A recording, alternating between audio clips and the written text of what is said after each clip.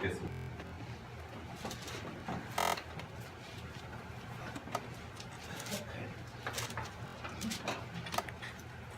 12장 1절부터 2절까지 그러므로 형제들아 내가 하나님의 모든 자비하심으로 너희를 원하노니 너희 몸을 하나님의 기뻐하시고 간선한 제사로 드리라. 이는 너희의 영적 예배니라. 너희는 이 세대를 본받지 말고 오직 마음이 새롭게 함으로 변화를 받아 하나님의 선하시고 기뻐하시고 온전한 뜻이 무엇인지 분별하라 그러나. 아멘.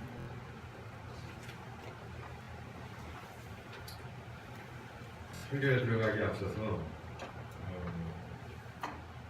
제가 좀 느껴지는 게 있습니다. 감사함도 있고요. 첫째는 제가 믿는 가정에서 태어났다는 게 참 감사하는 가치입니다. 지금은 많이 늙어지셔서 초라해진 저희 부모님이지만 어쩌면 제가 그런 좋은 부모님 밑에서 태어나서 이렇게 나면서부터 신앙생활을 할 수 있는 울타리가 주어지고 또 방황을 많이 했지만 뒤에서 기도하시고 염려해 주신 덕분으로 우리 주님의 인도함을 받아서 제가 오늘날에 이르렀나 하는 생각을 제가 저 구석에 앉아서 생각을 했습니다. 두 번째는 여기 오신 여러분께 감사를 드립니다. 특히 연세가 있으신 분도 그렇고 우리 젊은 청년들에게 정말 감사합니다. 여러분 또래의 청년들은 또 뭐 작년도 마찬가지, 노년도 마찬가지지만 오늘 같은 날 할 일이 참 많습니다. 올림픽도 있고 또 스키장도 가야 하고 방학도 이제 그리고 또 어른들은 이제 연휴를 앞두고서 준비해야 될 것도 많고 참 분주한 날이죠. 여기 이곳에 와서 앉아 있어서 하루를 보내는 것이 참 어떤 의미가 있을까 많은 생각을 하시겠지만 그래도 여기 와서 저와 더불어서 함께 예배를 드리는 기로 결정하시고 시간도 내고 또 헌금도 드리고 또 볼 바 없는 제가 앞에서 열심히 해야 되는 설교를 귀담아 들으시는 여러분이 있다는 게 참 감사합니다.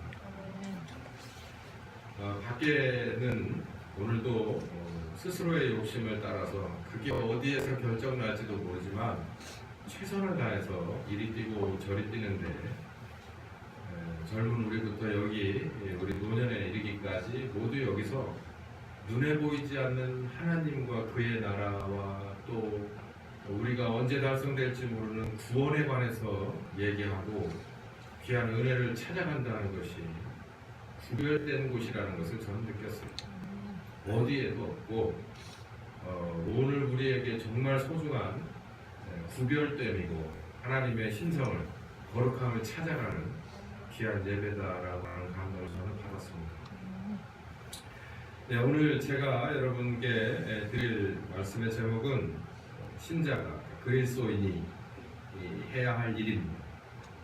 저는 로마서 12장 1절부터 2절까지 바울이 로마에 있는 교회들에게 했던 본면을 가지고 여러분께 말씀드리고자 합니다. 지난주에도 졸업이 몇 곳에서 있었습니다. 우리 교회에서도요. 졸업 시즌이 맞습니다.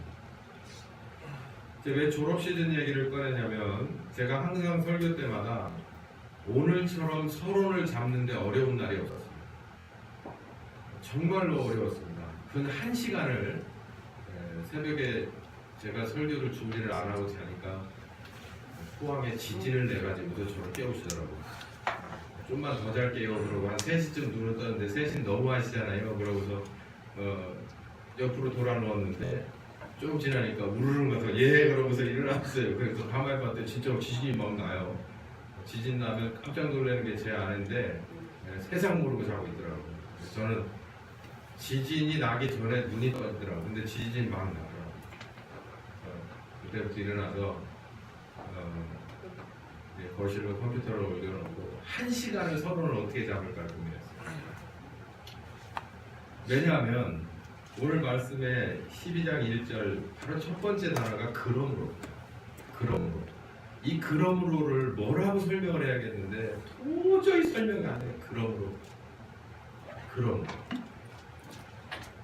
근데 지혜를 주시더라고요. 제가 인간적으로 제가 이렇게 논문도 썼는데까지 이거 못하겠나 싶어서 열심히 찾아서 헤맸는데 안 되고, 이러다가 날 새고 이제 학사 가야 할 텐데 라고 하는데 탁 주시는 거예요. 졸업.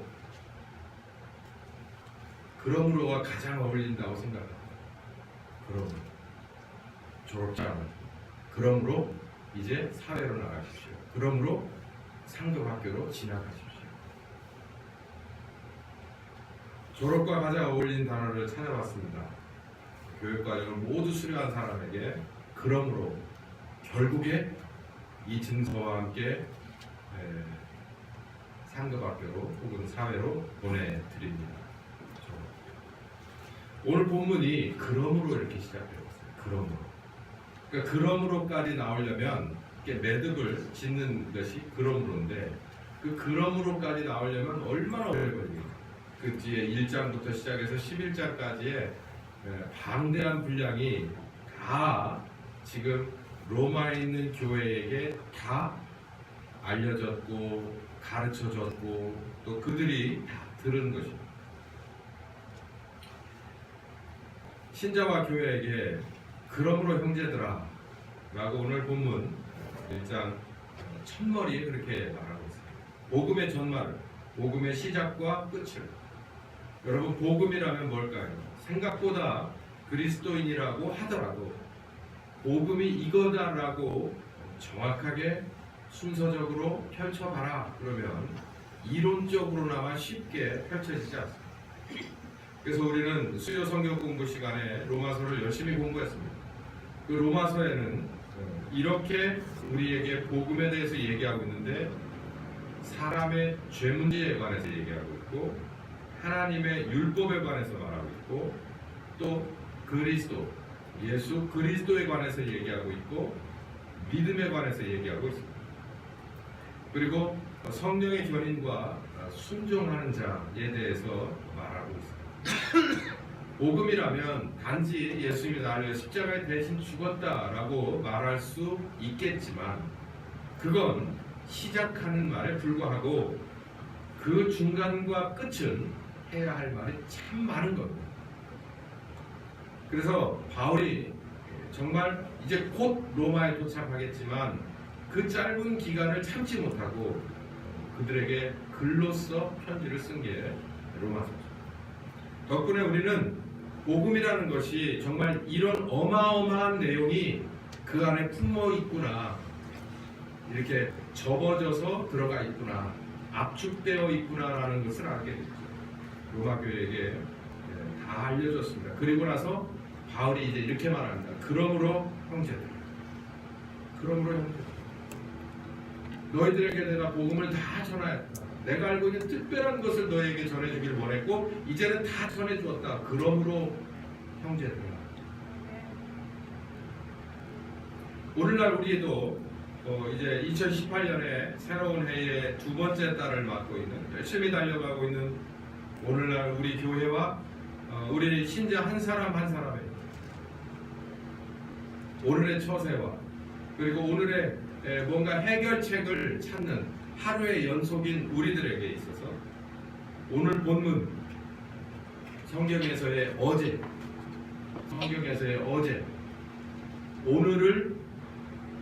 오늘의 방법을 찾기 위해서, 오늘의 해법을 찾기 위해서, 오늘을 올바로 보기 위해서, 오늘을 신자답게 살아내기 위해서 성경의 어제를 참고해야 된다.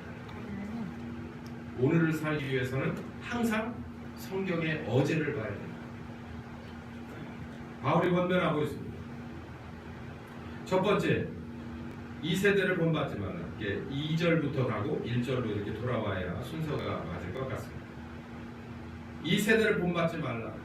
어떤 세대를 말하는 거야? 바울이 말하는 세대는 무엇을 말할까?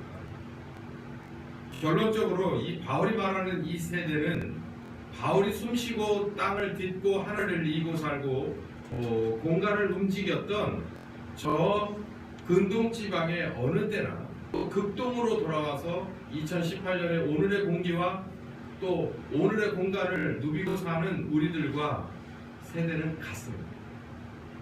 왜냐하면 그때하고 지금하고 달라진 것이 생각보다 많지만 안 달라진 것이 유일하게 하나가 있는데 그게 바로 사람과 그 사람의 본성이에요. 그러니까 주인공이 바뀌지 않았기 때문에 세대가 바뀐 것이 아니에요. 사람은 변하지 않아요. 사람은 절대 변하지 않습니다. 하나님이 터치하지 않는 한 사람은 변하지 않아요. 그러니 그 로마서를 쓸 당시에 바울 시대의 사람이나 이만큼 거리가 멀어 지금 우리라 하더라도 다를 건 하나도 없습니다. 그러기에 바울은 오늘도 우리에게 이렇게 말하는 것이 유효합니다. 이 세대를 본받지 마십시오. 본받을 거 없는 세대입니다. 이 세대를 따라가지 마십시오. 그 끝이 뻔합니다. 이게 2000년 전이나 오늘이나 다를 게 없다니. 왜요 목사님? 달라진 건 상당히 많습니다. 그때는 전기도 없었고 모터도 없었어요. 그때는 핵발전소도 없었고 지금은 있어서 얼마나 윤택하고 좋습니다. 그렇게 따지면 바울 그 이전에 아브라함 때 없던 것이 바울에는 어마어마하게 있었습니다. 아브라함 그 이전에 없던 것이 아브라함 때에 있었습니다. 그러나 아브라함 이전에 아담 때부터 아브라함을 거치고 바울을 거치고 오늘날 우리에게까지 똑같은 게 하나 있는데 그게 뭐냐면 죄악된 사람입니다. 이 사람들이 사는 세상은 봄, 여름, 가을, 겨울 생각과 옷을 갈아입고 기술이 업그레이드 되는지는 모르지만 전혀 기본 컨셉은 달라요. 어떤 컨셉입니까? 베드로전서 1장 14절에 이렇게 딱 잘라서 짧게 말합니다. 너희들이 예전에는 사욕을 줬던 사람. 이게 얼마나 철학적인 얘기인지 제가 깜짝 놀랐어요. 바울 선생은 그렇다고 치고 베드로가 사도 베드로가 어부 출신 사도 베드로가 너희들이 이전에는 사욕을 줬던 사람들, 어둠 속에 있던 사욕을 줬던 사람들, 이 얼마나 많은 내용들이 함축되어 있는 철학적인 내용. 사람의 99.9% 아마 저는 감히 말하는데 100%는 사욕을 위해서 삽니다. 개인의 욕심을 따라서 살아요. 부모의 사랑이 이 세상에서 가장 숭고한 사랑이라고 저는 보는데 부모의 사랑도 결국은 제가 솔직히 저를 고백해 볼 때 돌아보고 반성하고 추억해 볼 때 제가 제 자식을 사랑한 건 나를 사랑한 거예요. 제가 진짜 제 자식을 사랑해서 그렇게 해요. 한풀 더 그 베일을 벗고보면 내가 나를 사랑한다. 그러니까 내 자식을 먹이고 입히고 가르치고 안 아프게 하고 올바로 자라라고 얘기하고 결국은 사람으로서 할 수 있는 최고의 지고지선인 부모로서의 사랑도 결국은 사육. 이러니 그 나머지 것이 무엇? 정치, 경제, 사회, 문화 그 어떤 것이 사육의 범주에서 벗어날 수 있습니까?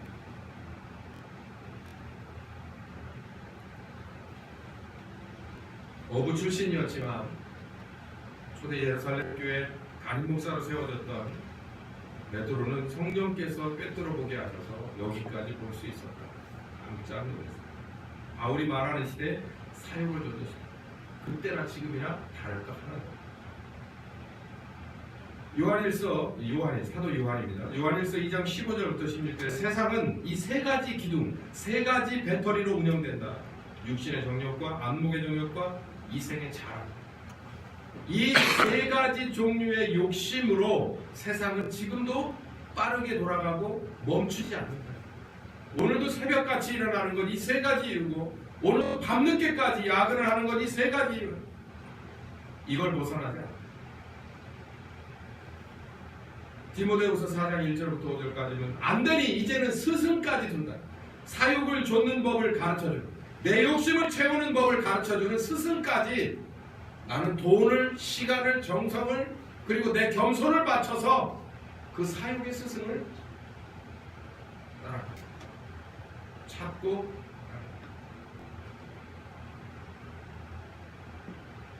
제가 사전에서 찾아봤습니다. 세대는 여러 세대를 말하는데요. 문화적인 의미에서 세대는 오른쪽에 보시면 같은 시대를 살면서 동일한 문화를 경험하는 모든 사람들을 말합니다. 그러니 바울의 세대나 지금이나 문화적인 관점에서 똑같다는 말이에요. 성경적인 관점에서는 뭐 100% 달라진 게 하나도 없이 판박이고 오히려 더 나빠져가고 있는 사역이라는 건 자기 한 사람 개인의 이익만을 꾀하는 몫이죠. 이 세대는 그 원동력으로, 그 방법으로, 그 목적으로 사람들이 열심히 쫓아가고 있는 세대다. 이거 본받지. 바울이 말하는 이 세대, 시간과 공간의 차이가 없이 동일합니다. 예전부터 지금까지 주연은 인간이기 때문에, 죄인이기 때문에 사역의 극대화 시대에 살고 있습니다. 물질, 황금 만능, 실용주의, 기타 여기에 자리가 없어서 쓰지 못했습니다만 교회 성장도 교회 안에서의 정말 사역의 극대화, 하나님의 이름을 팔아서 성경을 왜곡하고 하나님의 뜻과는 어긋나게 끌어가는 아주 사탄적이고 마귀적인, 우리나라의 교회뿐만 아니라 전 세계의 교회를 아주 쓴뿌리를 깊게 박아놓은 사역의 극대화 시대의 신학의 한 줄기, 신학도 아니에요. 신학이라고 보지 않습니다. 사역을 채워줄 만한 방법과 스승을 찾습니다. 오늘은 제가 이런 여러 가지 것들을 비판하는 시간이 아니기에 더 이상 하지는 않겠습니다만, 정말로 신기한 것은 사역을 돕는 스승은 성경 안에서 잘못되고 왜곡된 것뿐만 아니라 교회 밖에서도, 하나님의 범주 밖에서도 사역을 채워주는 스승이라고 자기가 인정되고 받아들여지면 맹목적이고 맹신적이고 정말 우상숭배적으로 따라가는 것이 사람이고 이 세대다라는 것이에요. 신자도 예외가 아닌 것을 우리는 주의해야 합니다. 이런 세대를 따라가지 마십시오. 그러므로 형제들, 복음이 뭔지 내가 다 알려줬지 않느냐. 그러므로 형제들아, 이 세대를 본받자. 결국 지구에 사는 외계인처럼 살아요. 다들 그렇게 살아요. 다들 그런 류의 신자, 다들 그런 류의 목사고 그런 류의 신학을 유행병처럼 입고 살고 생각하고 외우고 살고 추구하고 살아요. 그러나 그러지 말라는 거야. 너는 그러지 마라. 너는 그러지 마라. 제가 애들을 둘을 키우면서 애들에게 이런 식의 얘기를 많이 했어요. 너는 그러지 마라. 남들이 어떻더라도, 세상이 어떻게 돌아가더라도 너는 그러지 마라. 오늘 바울이 그 얘기를 하는 거예요. 그러므로 형제들아, 복음이 뭔지 너희들 다 들었지 않느냐. 그러니 너희는 이 세대를 못 봐. 남들이 어떤 식으로 돌아, 이 세대 자체가 다 그렇게 가더라도 너는 그렇게 하지 마라. 이게 바울의 인간적인 고백일까요? 하나님이 우리에게 원하시는 거, 하나님이 교회와 하나님이 진정한 그리스도인에게 원하시는 바가 아닐까요? 즉 그러니까 이 그러므로 형제들아를 뭐라고 서론을 떼야 될지가 어렵더라고요. 지구에 사는 하나님 나라 사람들, 죄인의 수렁 가운데 캄캄한 가운데 사는 작은 하나님의 나라 사람들. 두 번째는 새로운 마음으로 변화를. 새로운 마음이라고 하니까 뉴, 그러니까는 이전 것, 올드한 게 있다. 나에게 예전 마음이 있다는 얘기잖아요. 예전 마음이 어떤 거 너무너무 많지만 이 두 가지만 가지고도 전 충분히 할 수 있을 것 같습니다. 에베소 5장 8절부터 11절에 보면 빛의 자녀, 어둠의 자녀라는 상징입니다. 에베소서 역시 바울이 썼습니다. 감옥에서 썼어요. 감옥은 정말 빛이 제대로 들어오지 않겠죠. 요즘보다 훨씬 더 로마 시대의 감옥, 가끔 영화에 보면 빛 한 줄기 들어가지 않고 쥐가 다니고 막 그냥 물 뚝뚝 떨어지고 하는 그래서 그런지 이런 비유를 썼습니다. 너희는 빛의 자녀들과 같이 살아. 그렇게 살아. 너희들이 예전에는 어두움의 자녀였다. 그러나 이제는 빛 대신 하나님의 자녀가 아니냐. 그러니 빛의 자녀답게 살아야 한다. 이게 바로 5장 8절부터 11절까지 로마서 6장 17 역시 바울이 썼습니다. 로마서 6장은 옛사람에 대한 그런 얘기가 처음 나오는 데죠. 복음이라는 것을 얘기하면서 옛사람이라고 하는 것을 얘기한 사람은 바울밖에 없어요. 그 바울 선생이 그 개념을 우리에게 알려주시지 않았다면 아마 저는 오늘날에 제가 여기 없을 겁니다. 뭐라고 말하냐면 죄와 육신의 종 노릇을 그만하라. 종이라는 건 주인이 하라는 대로 움직이는 것. 더군다나 이 시대에 주인이 하라는 대로 움직이지 않는 거스르는 거역하는 종이라는 건 있을 수가 없는 거예요. 그건 생명을 뺏어도 가져다 내다 팔아버려도 아무런 꺼리낌이 없는 거예요. 오히려 당연한 거죠. 여기서 얘기하는 종이라는 건 해도 그만 안 해도 그만 옵션이 아니라 반드시 명을 지켜야 하는 종을 말하는데 우리가 죄라고 하는 주인이 내 몸이라고 하는 것이 오히려 나의 주인이 돼서 하나님이 주인이 아니시고 죄와 그리고 육신이 주인이 돼서 나를 종부리듯이 부리고 나는 주인 삼아 복종하고 있다. 그 얘기를 합니다. 이게 무슨 얘기일까요? 에베소 5장 8절에 어둠과 빛 얘기를 빛이라는 게 이렇게 설명해놨어요. 착함과 의로움과 진실함 이 세 가지가 빛의 열매라. 그러니까 빛의 자녀는 이런 것들이 겉으로 속으로 드러나야 된다. 저는 저의 자식이 제 자식인 것이 드러나길 원해요. 제가 원하는 건 그리 많지 않습니다. 제가 성경적으로 원하는 건 몇 가지가 있는데 그거야 죽을 때까지 제가 가르쳐주고 말을 해서 권면할 때까지 가르쳐줘야 되는 것이고 계속해서 기도하면서 염려하며 바라봐야 되는 것이고 그러나 저도 아빠로서 제 아들에게 원하는 인간적인 성격이 있습니다. 요것만은 나를 닮아줬으면 하는 것이 있습니다. 여러분 누구에게나 다 있지 않겠습니까? 이것만은 닮아달라는 것이 그것처럼 여기 보면 빛의 열매라는 게 바로 그런 거예요. 하나님의 자녀라면 최소한 착함과 의로움과 진실함 제가 이걸 지난주에 설명드렸죠. 착함과 의로움과 진실함이라는 건 사람들이 봤을 때가 아니에요. 하나님이 봤을 때 착한 거. 이거 사람들이 봤을 때 착한 것과 같을 수도 있어요. 조금 다를 수도 있습니다. 그러나 하나님이 기준이라는 거예요. 하나님이 봤을 때 착해야 돼요. 의로워야 되고 진실해야 됩니다. 그러니까 우리들이 지금 객관적으로 알고 있는 개념적으로 여지까지 배워왔던 경험해왔던 착함과 의로움 그 이상의 것이면 이상의 것이지 그 이하의 것이 될 수 없어요. 우리들의 개념과 상충된다면 우리 것을 버려야 되고 하나님의 기준으로 봤을 때 착함과 의로움과 진실함을 우리 재설정해야 하겠죠. 그러니 하나님을 믿고 신자라 이름하는 자는 최소한 어디 나가서 하나님이 봤을 때 야, 참 착하다 소리를 들어야 된다.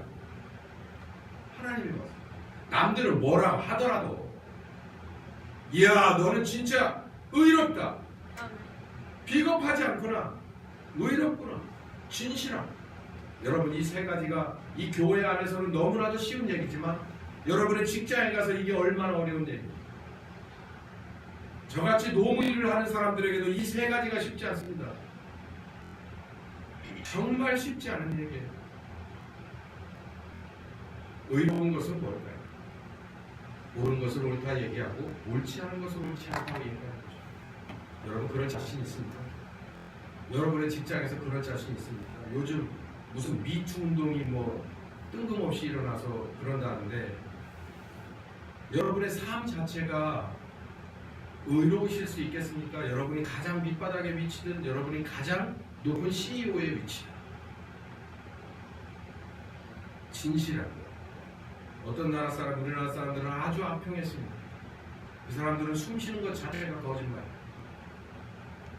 저는 목사라서 그 말에 많이 동감하지는 않지만 세상에 나가보면 옳은 것보다 그러니까 진실보다 진실 아닌 것이 많은 것을 많이 느낍니다. 진실한 사람이 뻘쭘할 때가 꽤 많습니다.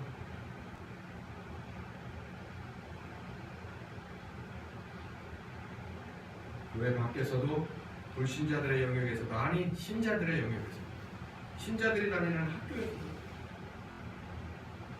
옳은 것과 그른 것의 구별성이 떨어지고 옳지 않은 것을 했을 때 잘못했다고 인정하는데 정말 죽도록 어렵고 그걸로 인해서 불이익이 오는 것이 어쩌면 그렇게 무서워 두려워 떠는지 우린 신자가 맞습니다. 우린 정말 빛에 속한 사람이 맞습니다. 여러분, 제가 오늘 아침에 여기 들어오면서 우리 교회를 이렇게 올려다보면서 다 만족했는데 하나가 만족이 안 돼요. 해피. 그렇지. 이렇게 틀어주시면 햇볕 조금 오늘같이 추운 날 햇빛 그냥 이 현관으로 1시간만 따뜻하게 빛은 그런 거잖아요. 우리가 빛에 속한 자녀라면 어디 가서도 우리 같은 사람이 들어가면 냉랭했던 곳이 사람들이 볼 때가 아니라 하나님이 볼 때 온기 있어져요. 정말 구석구석 어둠침침하고 그늘지던 곳이 우리가 쓱 들어감으로 인해서 시간적으로 계속해서 구석구석 밝아져야 되는 것이 우리입니다. 정말 우리 그렇게 살고 있습니다. 죄와 육신의 종, 우리들의 육신은요 나밖에 모릅니다. 제가 아까 커밍아웃, 아빠로서의 커밍아웃 가끔 해요. 근데 저는 솔직히 고백합니다. 저는 스스로의 욕심을 좇아서 정말 사람으로서 할 수 있는 최고의 사랑을 그렇게 해요. 야, 약 먹어, 옷 좀 입고, 그리고 이불 하나 더 덮자. 만약에 이 녀석이 아프면 내가 어쩌면 응급실을 가야 할 수도 있고 신경 쓰이는 게 싫어요. 그러니까 너 생각해서 하는 얘기인데 밥 좀 더 먹고 약도 잘 먹고 영양제도 먹고 옷도 잘 단단하게 규칙적인 생활을 하고 운동을 해요. 그 나머지는 다 100% 사요. 다 사요. 그러면서 우리는 모든 것을 내 육신이 원하는 사랑까지, 자녀를 향한 사랑까지, 누군가를 향한 사랑까지도 자기 욕심껏 사랑합니다. 이런 것이 우리들의 예전에 새 마음이라는 건 뭘까요? 로마서 6장 6절에 옛사람을 십자가에 처치해버린 사람, 그러니까 나의 옛사람의 마음을 다 없애버린 사람을 말하는 거죠. 로마서 8장 4절에 이제는 더 이상 몸을 따라가지 않고 사욕을 따라가지 않고 영을 따라가는 사람이 새 마음의 소유. 이런 사람은 정말 빛이 날 겁니다. 이런 사람은요 따뜻할 겁니다. 누가 보기에요? 하나님 보시고 빛의 자녀다. 여러분, 초대교회에는 인간적으로 유력한 사람들도 나중에는 꽤 많았습니다. 근데 대부분의 초대교회 사람들은 인간적으로 봤을 때 이게 뭐 참 좋아 보이는 사람 별로 없었어요. 그러니까 오합지졸의 그런 모임인데 신기하게 거기서 기적이 일어나기 때문에 사람들이 와가지고 이 사람들을 없이 여길 수 없고, 이 사람들이 정말 사회 빈민계층 하층인데도 불구하고 어디 나가서 어떤 처세를 하는 거 보면 진실하고 정확하고 의롭더라 이 말이에요. 자, 하나님은 하나님의 방법으로 신자를 지키셨죠. 신자의 얼굴을 세워주셨다는 거예요. 신자는 올바른 빛의 열매로 하나님의 얼굴을 높여 드렸다는 거예요. 이게 초대교회의 양쪽의 전통이에요. 우리는 그런 사람이 되기 위해서 새 마음을 품어야 되는데, 그러려면 말씀 앞에 자기가 부인되어야 되는 아주 어려운 게 있습니다. 주어진 십자가를 순종하는, 어려운 따블이 있습니다. 죽기를 각오해야 하는 더 어려운 것이 있죠. 아무튼요, 이 과정을 다 지나가게 되면 고린도 5장 17절에 보니 십자가 지기 이전, 말씀을 따라가기 이전, 말씀으로 새롭게 변화받기 이전 사람과 새롭게 변한 사람이라는 게 본인이 느껴집니다. 제가 오늘 설교의 첫머리에 장황하게 제 감정을 여러분께 담담히 소개했지 않습니까? 정말 감사합니다. 난 그렇게 교회가 싫어. 난 그렇게 목사가 싫었는데 세상에 가장 좋은 길로 나를 인도해 주셨다. 에베소 1장 17절에 새로운 마음을 가진 사람은 예전에 없던 하나님의 지혜가 옵니다. 할렐루야. 아멘. 이 하나님의 지혜, 이거 무서운 거예요. 하나님의 계시, 하나님의 마음, 이게 새 마음, 마음을 새롭게 함으로 변화를 받은 사람, 이 사람에게 이런 결과가 있습니다. 이게 딴 건 몰라도 에베소서 1장 17절은 여러분도 욕심나지 않으십니까? 하나님의 지혜와 계시의 정신, 그리고 하나님의 마음의 눈이다. 정말 욕심나지 않으세요? 제가 조금 압니다. 이거 돈으로 살 수 없는, 이거 어떤 교육기관에서 학위로 해결되는 건 아닙니다. 그런데 하나님이 우리를 터치하셔서 하나님이 은혜로 우리를 새롭게 창조해 가는 거예요. 아멘. 자요, 이제 계속 더 좋은 말씀들이 많이 나온다. 세 번째는요, 하나님의 뜻을 분별하라. 에베소 5장 10절에 하나님이 어떤 걸 가지고 기뻐하실까를 너희들은 한 번쯤 상상 좀 해봐라. 고민 좀 해봐라. 빛의 자녀로 사는 거다. 할렐루야. 네, 이쯤에 와서는 이제 뭔가 하나씩 염려가 생기게 되죠. 빛의 자녀로 살고 싶은데 안 되는 이유를 이제는 슬슬 깨달아지기 시작할 거예요. 두 번째, 데살로니가 4장 3절. 하나님의 뜻은 무엇이다? 너희의 거룩함이다. 거룩함이라는 건 하나님의 신성이거든요. 하나님 다음을 우리들의 말로 표현할 때 거룩하다 그래요. 제가 몇 달째 거룩을 부르잖아요. 하나님을 하나님으로 표현하는 가장 좋은 방법이 거룩이더라고. 거룩. 그러니까 하나님의 뜻은 하나님뿐만 아니라 너희도 거룩하길 바란다는 거예요. 하나님의 신성이 너희에게도 있길 바란다는 거예요.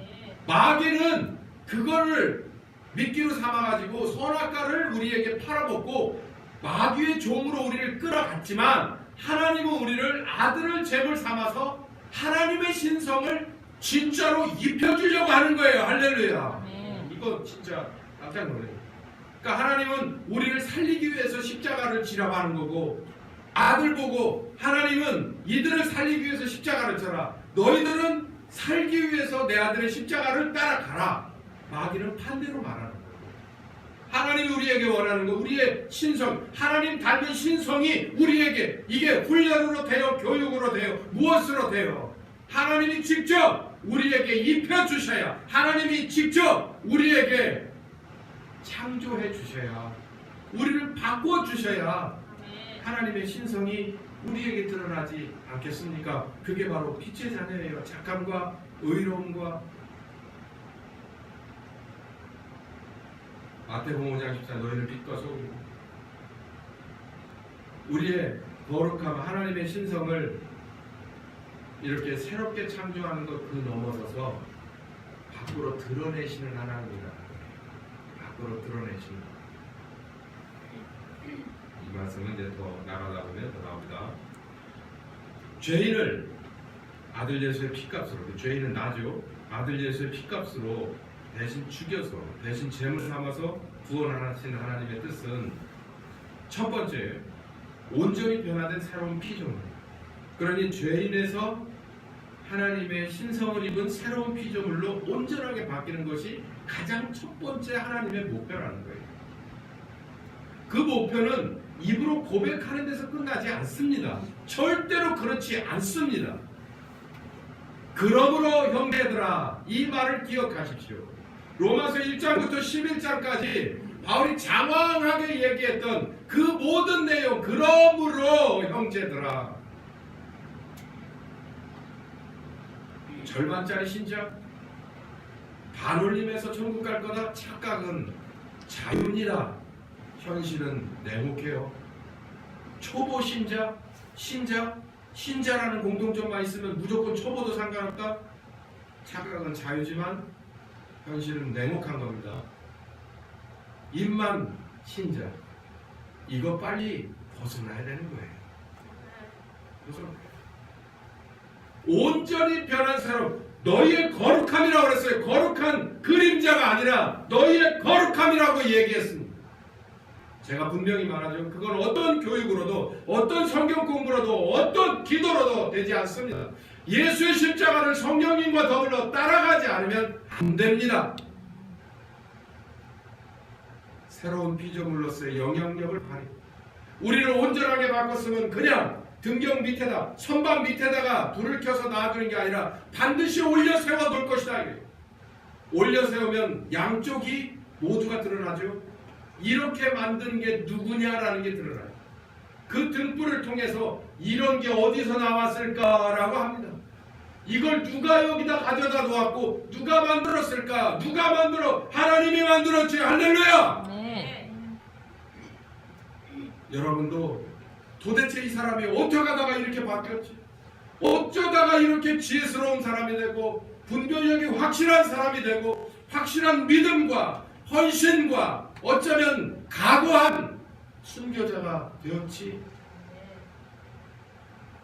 세상과 분명히 차별된 신자, 세상에서는 정말 감당할 수 없는 신자, 이게 드러나는 것은 제가 아까 얘기했잖아요. 저는 인간적으로 제 아들에게 나를 닮아주기 원하는 몇 가지 성격이 있다. 하나님도 마찬가지. 최소한 너희들은 나를 닮아서 이거는 있어야 돼. 그래야 너는 내 아들이다. 너는 내 아들이다. 너는 내 아들이다. 있어야지. 아버지를 닮은 구석이 있어야지. 정말 이것만은 닮아요. 세상과 분명히 차별된 신자. 두 발을 가지고 두 눈을 가지고 두 손을 가지고 새끼를 먹고 자고 먹고 싸고 살고 죽지만 하나님의 신자는 분명히 다른 거가 있어야 된다는 거예요. 세 번째, 하나님과 아들의 명예를 높이는 자. 오늘 오후에 이 설교가 이어질 텐데요. 이건 아주 어려운 설교입니다. 그러나 사실은 항상 이 결론은 두 번째 시간에 나와요. 첫 번째 시간은 장황하게 막 이렇게 들어놓고 쉬운 얘기들을 이 정도면 받아들일 만해. 근데 이제 오늘 이 세 번째 깨어지는 거. 아사셀로 가는 영성. 순교. 그러므로 형제. 그러므로 내가 하나님의 모든 자비하심으로 너희를 권하노니 나 정말 해주고 싶은 얘기가 있는데 너희의 몸을 하나님이 기뻐하시는 산제사가 되라. 복음을 다 들었잖아. 죄라는 게 뭔 줄 알았고 율법이 뭔 줄 알았고 은혜가 뭔 줄 알았고 예수가 누구신 줄 알았고 성령께서 우리를 어떻게 하시는 줄 알았는. 그러므로 형제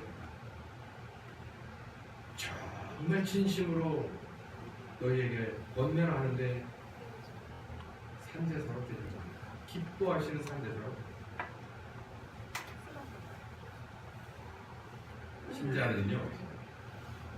신자는 교회는 요즘 들어서는 그 누구도 얘기하고 싶어 하지 않지만 신자는 순교의 각오가 없으면 신자가 아닙니다. 미래에 되더라도 거길 목적으로 가셔야 돼요. 그래야 돼요. 바울이 그러더라고요. 결국 이 얘기를 하고 싶은 거예요. 여러분 이 로마의 교회에서 제가 그때 사파도 있을 텐데요. 이게 오후 예배에 이렇게 사파가 막 들어가요. 네. 이 주중에 밴드에 코바디스가 링크돼서 올라왔죠. 저는 뭐 그걸 해라고 한 적은 없는데 이렇게 성령께서는 참 선을 잘 이루십니다. 이 죄에 관한 얘기예요. 이렇게 이런 상황이 있을 법한 것을 이렇게 그려낸 건데 한쪽은 십자가에 죽거나 또 불에 태워져 죽고 또 한쪽은 이렇게 맹수들에게 찢겨서 죽는 이런 장면이에요. 로마에 있는 교회들이 이런 일을 어마어마하게 당했습니다. 바울은 이런 어려움의 와중에 로마에 있는 교회에게 처음에는 순교 얘기를 하지 않아요. 그러다가 복음이라는 게 뭐라는 걸 잘 가르쳐주고 그리고 나서 그러므로 하나님이 기뻐하시는 제사를 드립니다. 이런 얘기를 하죠. 그러고 보니 사실 이게 어려운 얘기도 아니고 뜬금없는 얘기도 아니게 예수님이 우리를 위해서 죽으신 것이 재물 되십니다. 맨날 그걸 우리 기념한다고 하지 않아요. 너희도 서로 사랑하라. 내가 너를 사랑한 것은 이 목숨을 담보한 사랑이다. 그러니 우리들에게 있어서 사실 어려운 얘기라 그 페이지를 넘기기를 꺼려했지만 그러므로 형제들 2018년 움직이는 교회 하나 교회와 신자들 그러므로 형제들 우리에게 원하시는 것은 신자에게 원하는 것은 결론적으로는 하나님이 우리들도 똑같은 재물이 되길 원합니다. 그런 여러분이 다 되시길 예수님의 이름으로 축원합니다. 아멘. 하나님 세대를 본받지 않길 원합니다.